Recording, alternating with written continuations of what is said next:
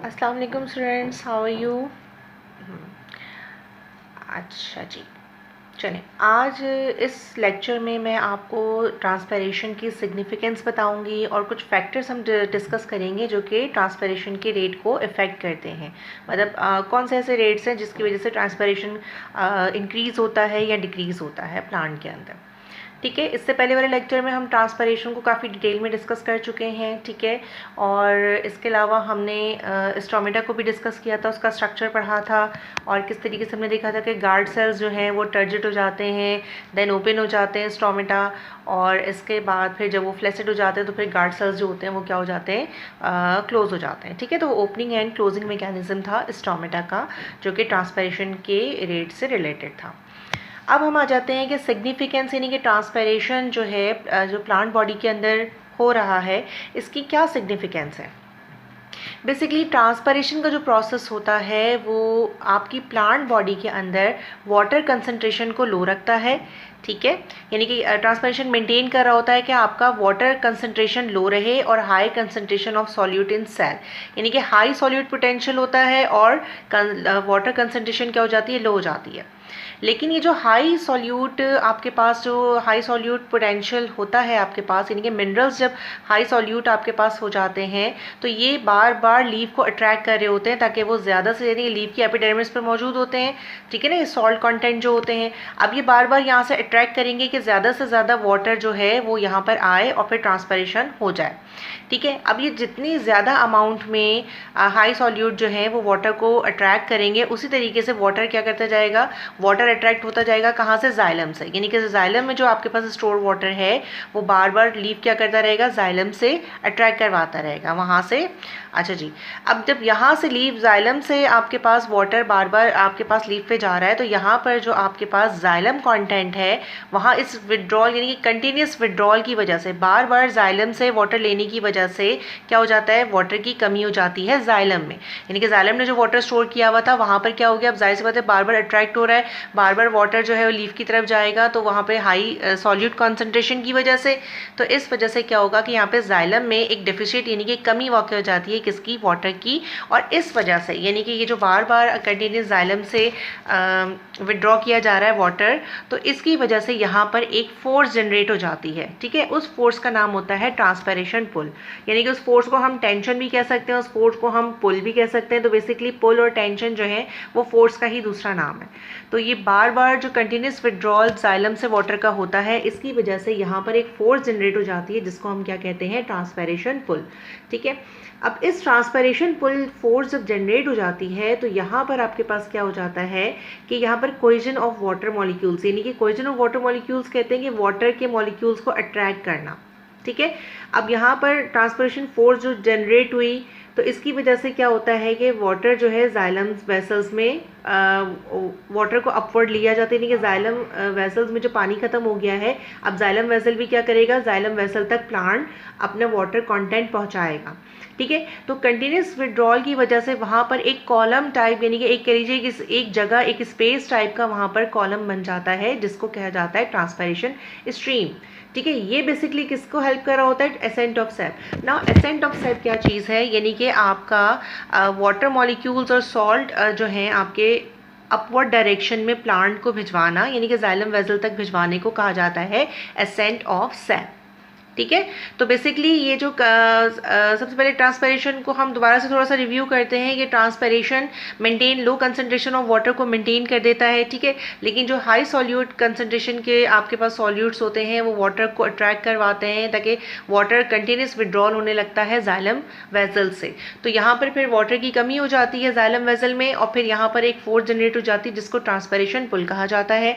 और इस continuous withdrawal की वजह से और ये जो ट्रांसपैरेशन पुल जो फोर्स जनरेट होती है ये बेसिकली क्या करते हैं, जाइलम को दोबारा फिल करते हैं वाटर कंटेंट से। ठीक है, और फिर बाकायदा एक कंटिन्यूस यहाँ पर एक चैनल कह लीजिए, एक कॉलम कह लीजिए, एक स्पेस कह लीजिए, एक रास्ता कह लीजिए जो बन जाता है जिसको क्या कहा जाता है, ट्रांसपैरेशन स्ट्रीम कहा जाता है, जो कि क्या करवा रहा होता है, अपवर्ड डायरेक्शन में वाटर मॉलिक्यूल्स आइंस को क्या करवा रहा है, ट्रांसपोर्ट करवा रहा है। ठीक है, तो इस ट्रांसपोर्टेशन को जो कि अपवर्ड वाटर मॉलिक्यूल्स जा रहे हैं जाइलम वेसल तक, अपवर्ड डायरेक्शन में जा रहे हैं वाटर मॉलिक्यूल्स, तो उसको कहा जाता है एसेंट ऑफ सैप। ठीक है। अच्छा जी, अब देख लेते हैं कुछ हमारे पास पॉइंट्स हैं जिससे हमें सिग्निफिकेंस ऑफ वाटर जो है उसका सिग्निफिकेंस ऑफ ट्रांसपरेशन और बेसिकली हमारी क्लियर हो जाएगा। By active transpiration, transpiration pull created which helps ascent of sap. सबसे पहले तो देखिए वाटर कंटेंट जो है वो एक्सेस वाटर ज़रूर प्लांट अपनी बॉडी से रिमूव करना चाहेगा, जिसको हम ट्रांसपरेशन का प्रोसेस कह रहे हैं। लेकिन अगर वो कंटिन्यूस कह लीजिए कि रिमूव होता रहेगा वाटर, तो फिर प्लांट क्या हो जाएगा, डिहाइड्रेट हो जाएंगे। प्लांट ने कुछ वाटर कंटेंट अपनी बॉडी के लिए रखा हुआ है, ठीक है, कि जब ज़्यादा आप कह लीजिए एटमॉस्फेयर हमारा बहुत ज़्यादा होता है, यानी कि हाई टेम्परेचर होता है, तो जाहिर सी बात है बहुत ज़्यादा क्या हो जाता है कि यहाँ पर प्लांट को पानी की रिक्वायरमेंट चाहिए होती है। तो प्लांट भी अपने पास कुछ वाटर को क्या कर रहा होता है, स्टोर कर रहा होता है, ठीक है। तो इसी तरीके से कि जब ट्रांसपैरेशन बहुत ज़्यादा होती है, यानी कि एक्टिव ट्रांसपैरेशन जब स्टार्ट हो जाएगी, तो वहाँ पर ट्रांसपैरेशन पुल क्रिएटेड हो जाती है, यानी कि फोर्स क्रिएट हो जाती है, जो कि क्या करती है, एक चैनल ड्रॉ कर देती है जाइलम वेसल तक, ठीक है। तो ट्रांसपरेशन स्ट्रीम बना देती है, जैसे कि अभी हमने ऊपर डिस्कस किया। तो इसकी वजह से ascent of shape plant body में होता रहता है, यानी कि अपवर्ड डायरेक्शन में वाटर मॉलिक्यूल्स ट्रैवल करते रहते हैं इस ट्रांसपरेशन स्ट्रीम की वजह से। तो एक तो ये सिग्निफिकेंस हमें ट्रांसपैरेशन का मिला। सेकेंड, ट्रांसपैरेशन की वजह से क्या होता है, transpiration also increases the rate of absorption because the loss at once and increases demand on other one, ठीक है। अच्छा, इस तरीके से जैसे कि वाटर लॉस हो रहा है, इसी तरीके से ट्रांसपैरेशन क्या करता है, रेट ऑफ एब्जॉर्प्शन, एब्जॉर्प्शन कहाँ हो रहा है, रूट की वजह से हो रहा है।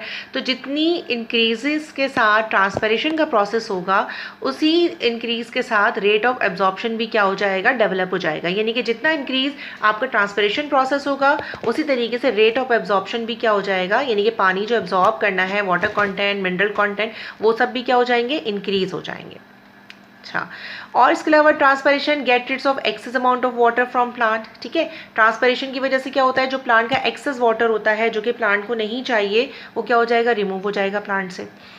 देन आ जाए, transpiration helps in maintaining the temperature of plant for its metabolism and survival because evaporation causes cooling.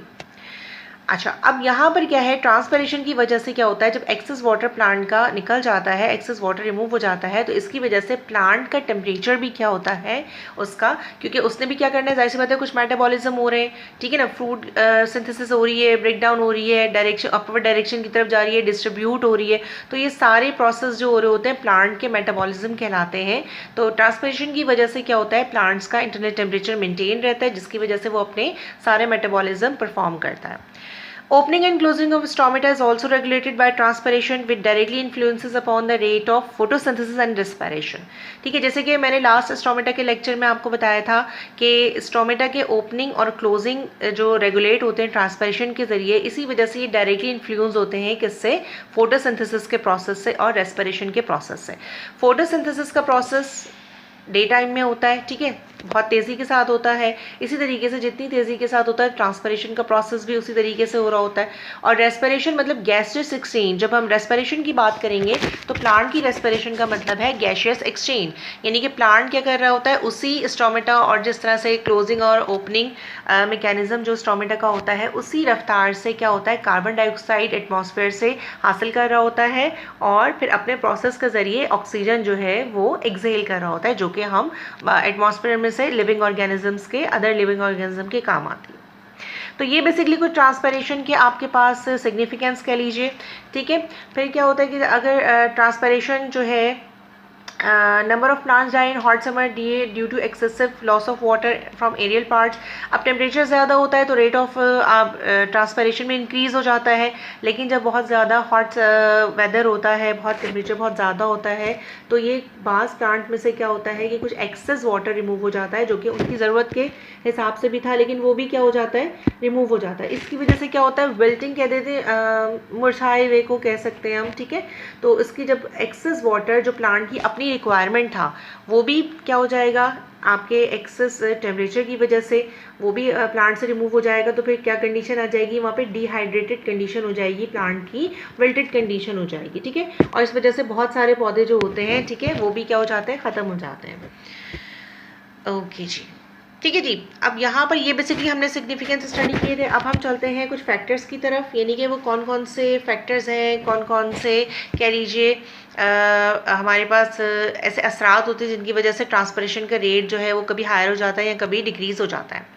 ठीक है। अच्छा, अब यहाँ पर डिफरेंट हमारे पास सबसे पहले आप टेम्परेचर की बात करें, वही अगेन टेम्परेचर की बात होगी। Rate of evaporation of water from cell surface increases with the increase in temperature. कि जिस तरीके से हम बात करते हैं कि हमारा टेम्परेचर इंक्रीज हो रहा है, इसी तरीके से रेट ऑफ ट्रांसपरेशन भी क्या हो जाएगा, हमारे पास इंक्रीज हो जाएगा। अच्छा जी, ह्यूमिडिटी की बात करते हैं हम। ठीक है, यहाँ पर देखिए ड्राई एयर जो है वो बहुत ज़्यादा काउंट करती है आपके रेट ऑफ रेस्पिरेशन में। Rate of respiration decreases with the increase in water vapours in atmosphere. यानी कि ह्यूमिडिटी की बात अगर हम करते हैं तो ह्यूमिडिटी आपके पास क्या चीज़ है, ह्यूमिडिटी बेसिकली आपके पास है कि आप कह लीजिए मॉइस्चर इन द एयर। ठीक है, ह्यूमिडिटी क्या है, मॉइस्चर आपका कितना एयर के अंदर मौजूद है वो आपकी कहलाती है ह्यूमिडिटी। तो transpiration decreases with the increases in humidity. अगर आपकी हवा में नमी का तनासुब यानी कि एयर में आपके पास ह्यूमिडिटी कंटेंट जो है वो ज़्यादा है तो टेम्परेचर आपका ट्रांसपरेशन क्या हो जाएगा, डिक्रीज़ हो जाएगा। क्योंकि एटमॉस्फेयर में पहले से ही वाटर कंटेंट क्या है, ज़्यादा है। हवा में एयर में आपके पास वाटर कंटेंट ज़्यादा है तो ट्रांसपरेशन का प्रोसेस जो हो जाएगा, जो एवेपोरेशन ऑफ वाटर का प्रोसेस है वो क्या हो जाएगा, डिक्रीज़ हो जाएगा। ठीक है। अच्छा, इसका मतलब अगर हम ये देखें कि मतलब ट्रांसपरेशन तभी टेक्स प्लेस, यानी कि ट्रांसपरेशन कह लीजिए कि तभी होता है प्लांट में जब एटमॉस्फेयर जो है वो या तो ड्राई हो या फिर पार्शियली सैचुरेटेड हो, यानी कि आप कह लीजिए कि उसमें नमी का तनासुब बहुत ज़्यादा ना हो। ठीक है, तो इस वजह से क्या होगा, अगर आपके पास ड्राई एटमॉस्फेयर है, ड्राई एयर है, तो वो बेसिकली क्या है, आपका एटमॉस्फेयर अगर ड्राई होगा तो आपका ट्रांसपरेशन का प्रोसेस क्या होगा, इंक्रीज हो जाएगा। ठीक है, और अगर ह्यूमिडिटी कंटेंट ज़्यादा होगा तो ट्रांसपरेशन का प्रोसेस जो है वो डेफिनेटली क्या हो जाएगा, डिक्रीज हो जाएगा। इसके अलावा अगर हम विंड की बात करते हैं, ठीक है ना, एयर की बात हम करते हैं, मूविंग एयर की हम बात कर रहे हैं, तो विंड वेलोसिटी इंक्रीज करती है किसको, यानी कि ज़्यादा विंड वेलोसिटी विंड की ज़्यादा होगी तो वो क्या करेगी, रेट ऑफ ट्रांसपरेशन को भी क्या कर देगी, इंक्रीज कर देगी। ठीक है, the wind decreases the water vapours around plant and make the atmosphere dry. इसी तरीके से अगर हम कहें कि आपके पास वाटर वेपर्स अगर आपके प्लांट की सराउंडिंग में से रिमूव हो जाते हैं तो आपकी क्या हो जाती है, विंड वेलोसिटी की वजह से आपका ट्रांसपरेशन रेट भी क्या हो जाएगा, इंक्रीज हो जाएगा। ओके जी, नाउ एटमॉस्फेरिक प्रेशर की अगर हम बात करें तो व्हाट इज़ एटमॉस्फेरिक प्रेशर। देखिए एयर हमारे इर्द गिर्द मौजूद है, ठीक है, उसका यकीनन कोई ना कोई क्या होता है, कुछ प्रेशर होता है, कुछ प्रेशर एक्सर्ट करती है, वो जहाँ से भी एयर जो है वो जिससे भी इंटच होगी वहाँ पर अपना प्रेशर को एक्सर्ट करेगी। ठीक है, तो हमारे एटमॉस्फेयर में जो भी एयर मौजूद है उसका अपना एक प्रेशर है। ठीक है जी, तो यहाँ पर क्या है कि अगर हमारे पास कह लीजिए कि एटमॉस्फेरिक प्रेशर हमारे पास अगर बहुत ज़्यादा होगा तो रेट ऑफ ट्रांसपरेशन जो है वो क्या हो जाएगा आपके पास, सॉरी, लो एटमॉस्फेरिक प्रेशर अगर होगा तो वो भी ट्रांसपरेशन के रेट को क्या कर देगा, इंक्रीज कर देगा। ठीक है, यानी कि डेंसिटी ऑफ एयर जो है, एयर की डेंसिटी डिक्रीज हो जाएगी, रिड्यूस हो जाएगी, इसी के साथ साथ हमारा एटमॉस्फेरिक प्रेशर लो हो जाएगा और उसी के साथ हमारा ट्रांसपरेशन का जो रेट है वो क्या हो जाएगा, इंक्रीज हो जाएगा। तो बेसिकली ये हमारे पास कुछ फैक्टर्स होते हैं।